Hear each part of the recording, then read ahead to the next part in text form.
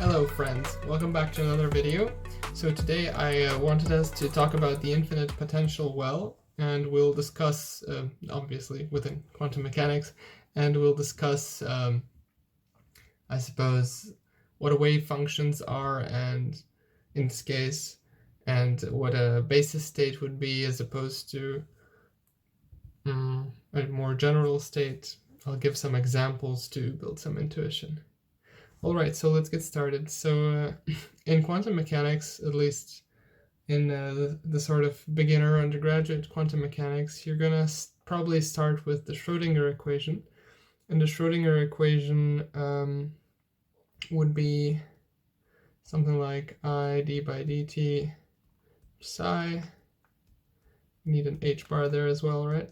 I h bar d psi. This is big psi dt. Is equal to h psi. H is the Hamiltonian, and so this is all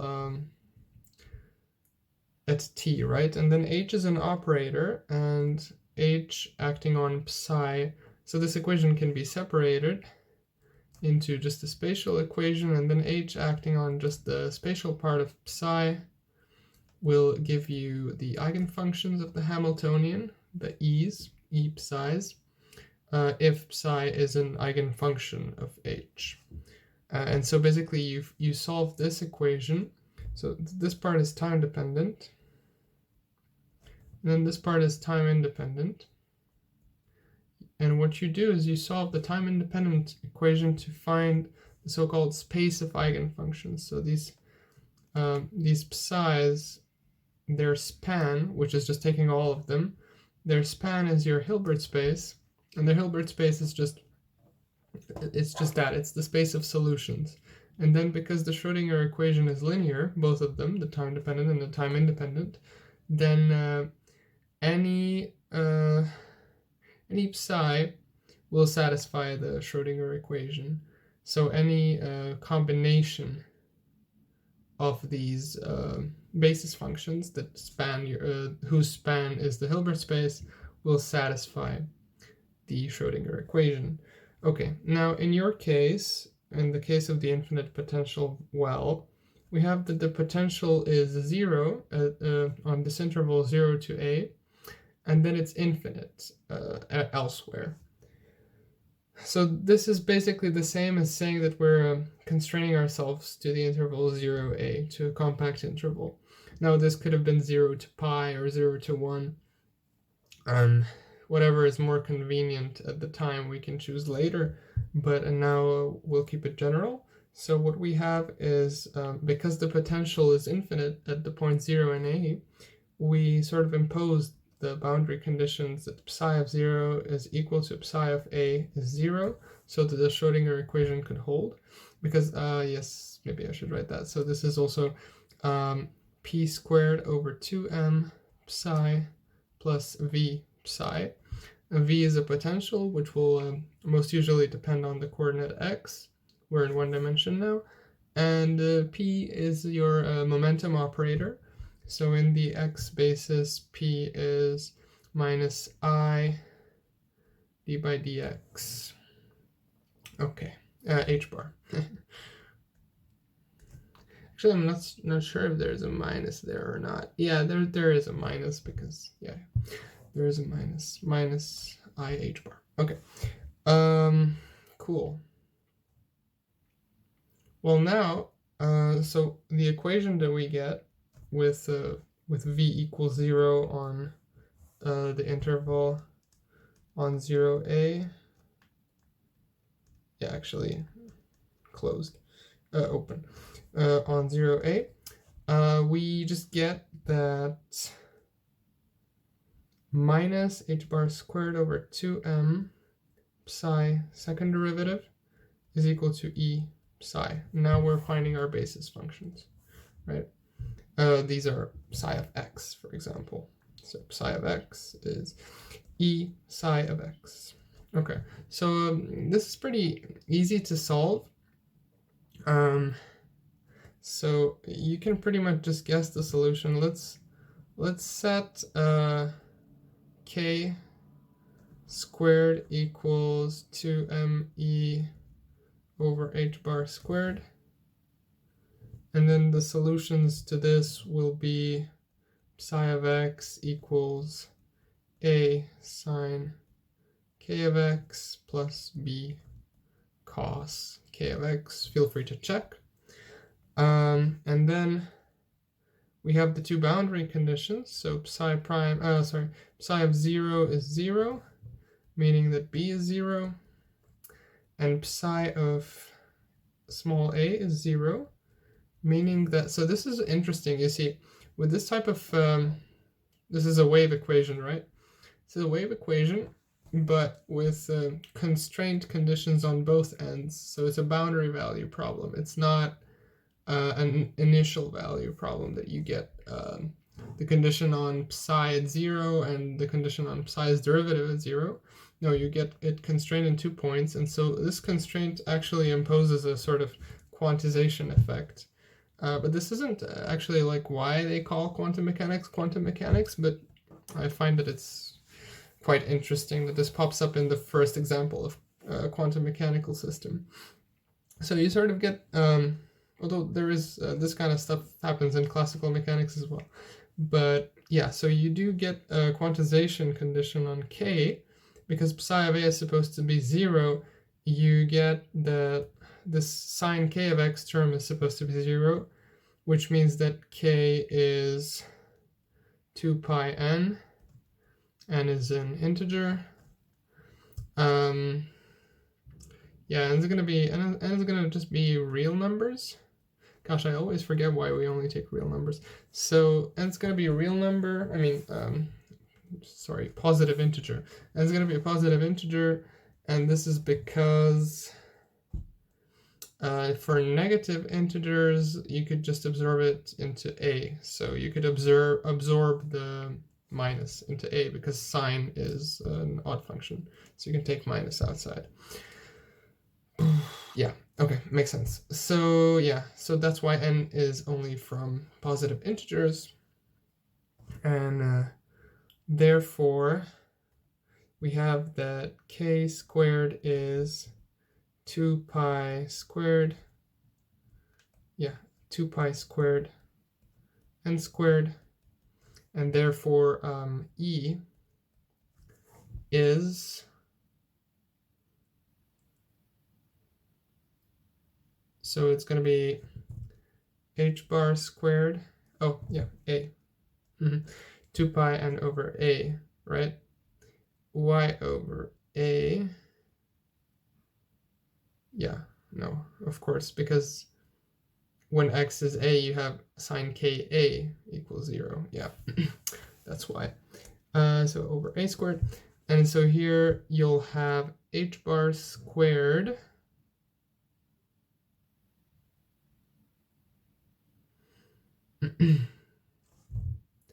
h bar squared n squared pi squared over 2m a squared. And so we're going to give a little index to en, because clearly it depends on n. And also our basis functions, psi n of x, are going to be something like a sine. Yeah, this doesn't need to be 2 pi n.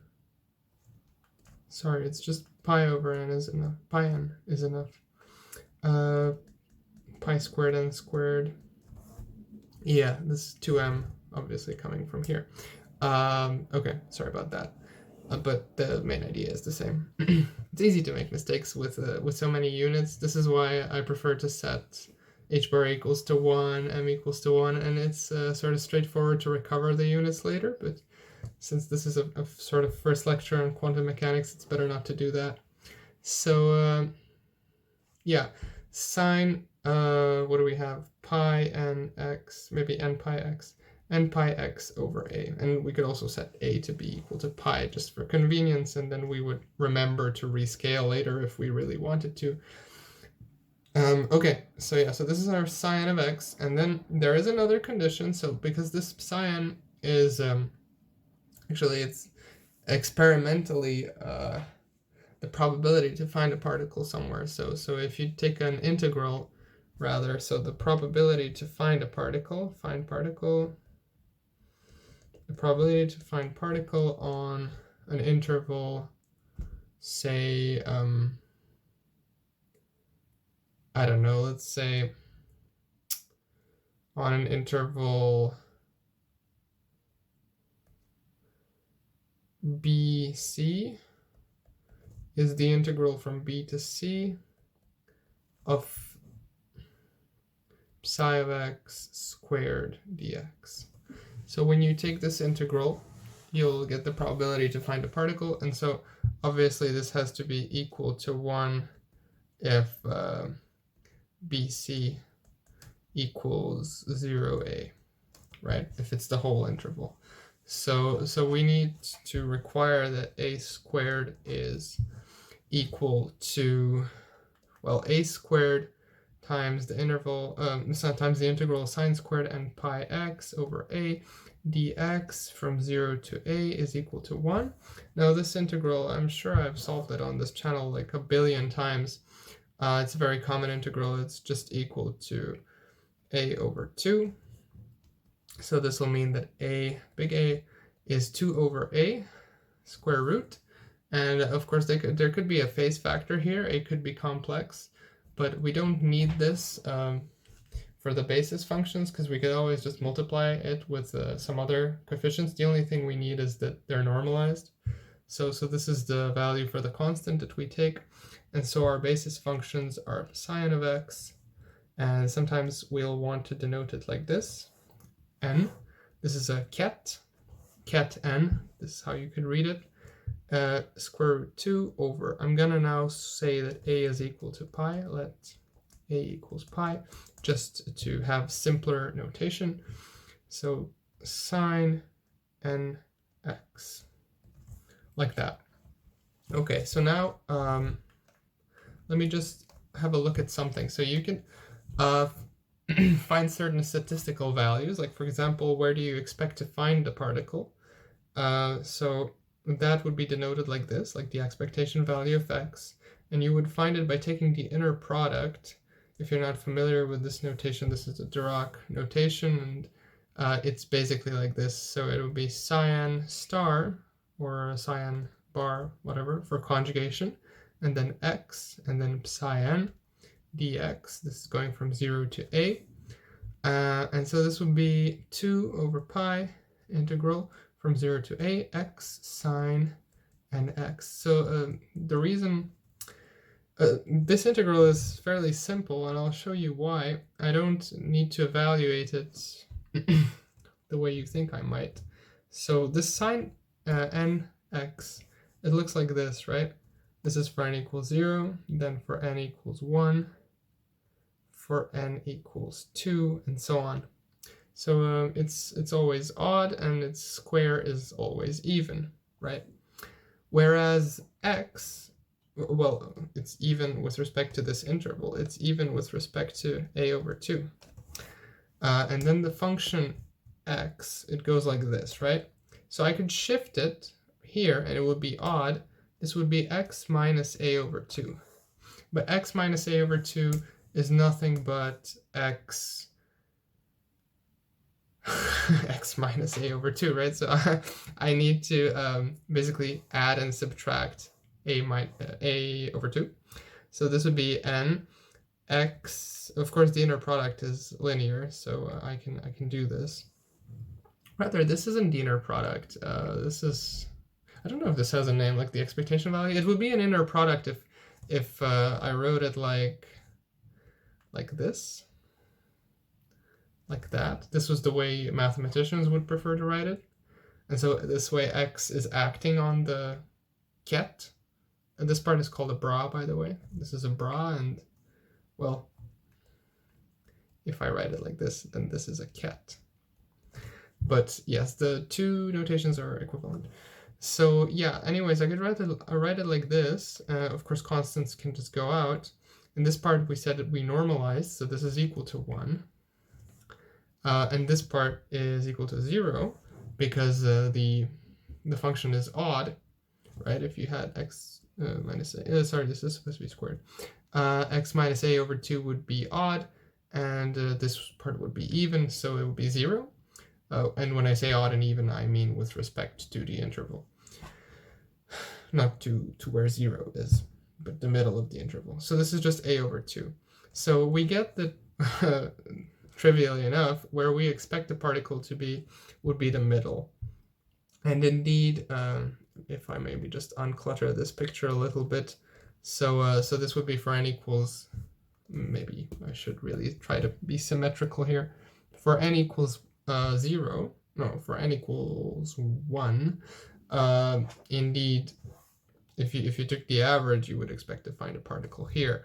Similarly, even though like there's a node at 0, so you would actually never find a particle here, on average, since like this is a peak and this is a peak, you would expect to find a particle here. And I say that this is a peak because we're taking the square. So what I drew is the wave function, but the square would of course be, like this.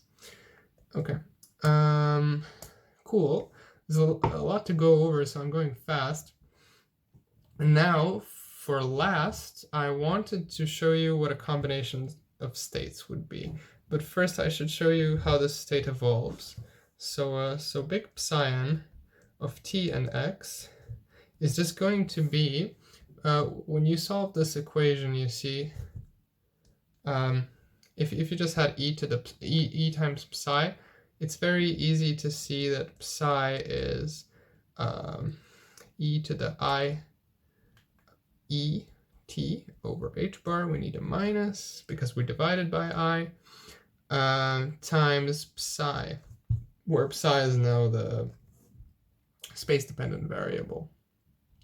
And so from there, you would just get that this is e to the minus I e n t over h bar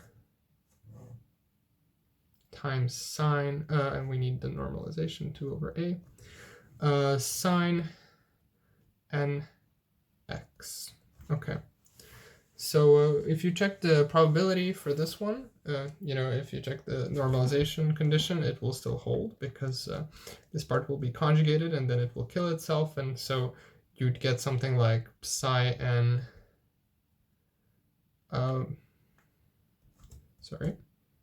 in fact, you would get this, psi n squared equals psi n squared for all t in R.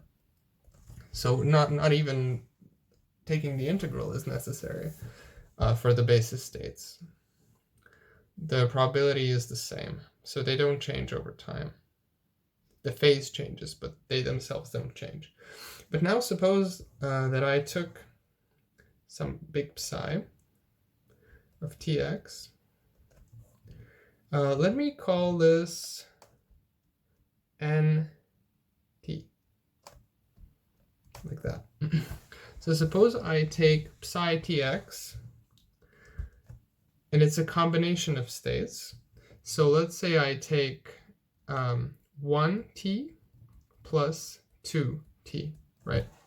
And I need to divide this by square root 2, because you see when if I took the inner product of it with itself, I'd require it to be 1, because every wave function's inner product with itself has to be 1, i.e. psi has to be 1. And so, for example, if I did that product, I'd get, let's say I did it for t equals 0, so I'd get 1, 0, 1, 0, plus 2, 0, 2, 0 over 2. And so we know that this is equal to 1, and this is equal to 1. So that would be equal to 1. And so why didn't I include the cross products? So that's because 1, 2 is equal to 0. And you can see that from sine nx, sine mx equals 0 if n is not equal to m. I leave this integral for you guys, but I'm sure I have a video on this. Okay. Okay, but see, what the interesting thing is that when you take the norm like that, of this guy when time is not equal to 0,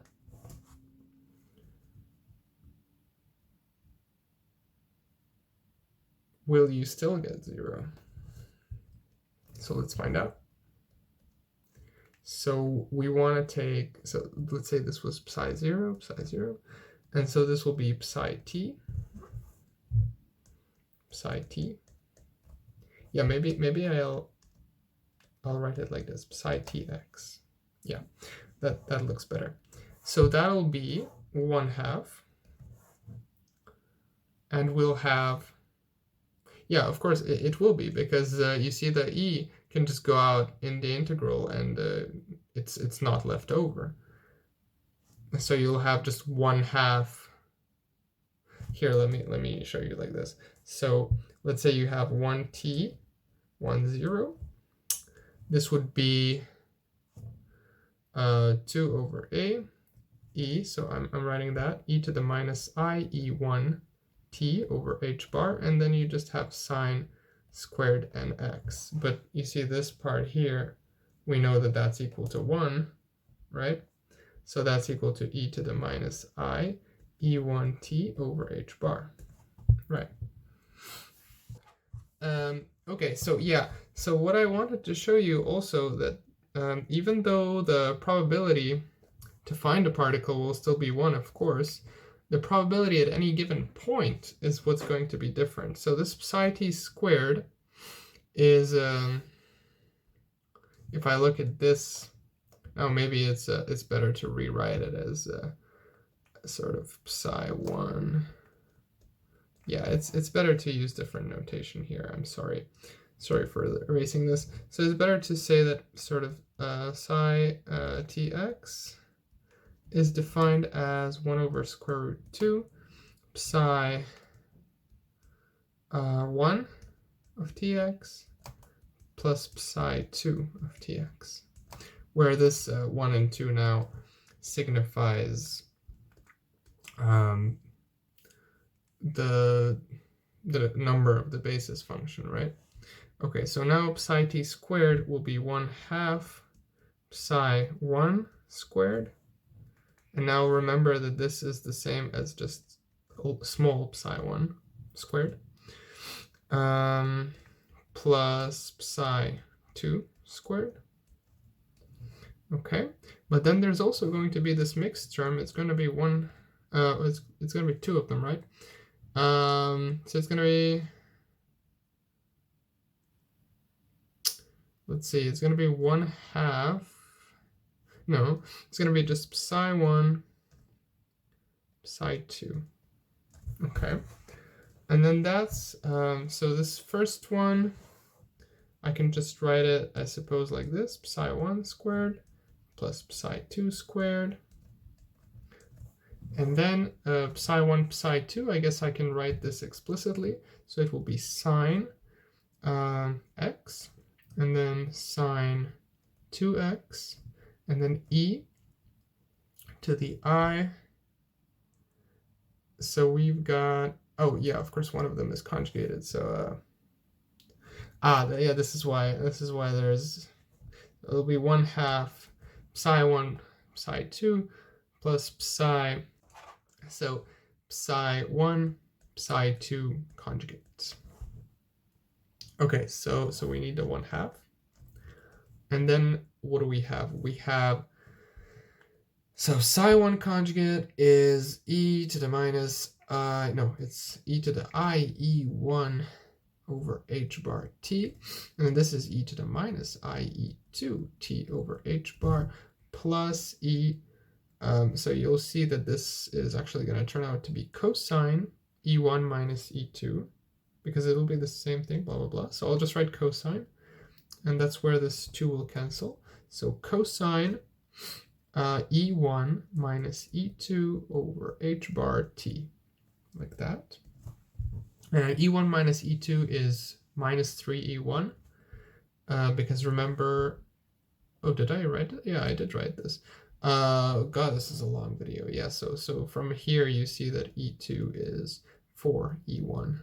So E2 minus E1 is 3E1.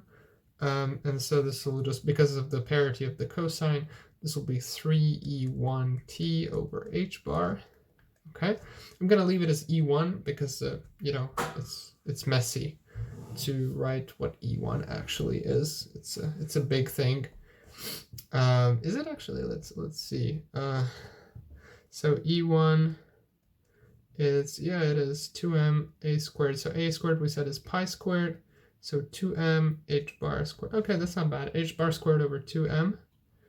H bar squared over 2m. So that's h bar 3h bar t over 2m. Okay. Yeah. Okay, cool. So you see the probability of where you'd expect to find a particle, because this is at x, right? The probability where you'd expect to find a particle changes with time. And this is what I have here, a sort of simulation. So this is at time equals 0. You've got the blue function, which is a superposition of the two functions, y1 and y2. Rather, the blue one is already the probability, so that's why it's positive. It's the square amplitude. And so when I let time vary, the particle actually sort of changes where it's localized, right? It's a bigger probability to find it on the right as time goes to, well, the middle of this interval that I've selected, pi over 3, right? And then, yeah, it keeps changing. It's quite interesting. Okay, well, that's all I had planned for this video. It's already awfully long. Hope you guys liked it, and I'll try to continue this quantum physics series. So see you next time. Bye-bye.